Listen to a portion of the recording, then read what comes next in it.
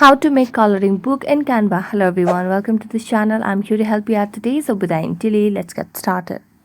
So first of all, launch the Canva application on a device and select a design over here. So over here, I've already selected a size or the design over here, which is A4 portrait. Now what you need to do is simply tap on the element section. Then on the element section, just tap on the search bar and search for coloring book option, and as you do that you'll be able to see different options over here.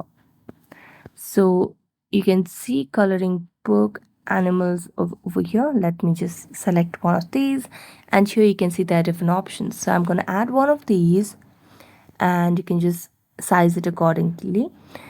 Now, if you just paste it as you have collected or selected from the elements, then you'll not be able to sell it as a digital product. You have to change certain things. So what we can do is we can add other items over here. So let's select on elements and let's add other elements over here. So let's select over here. I'm gonna search for flowers maybe. So let's search for flowers, and we'll be able to see the different options over here as well. So you can just select whichever is more convenient for you, and I'm going to select a random picture over here again,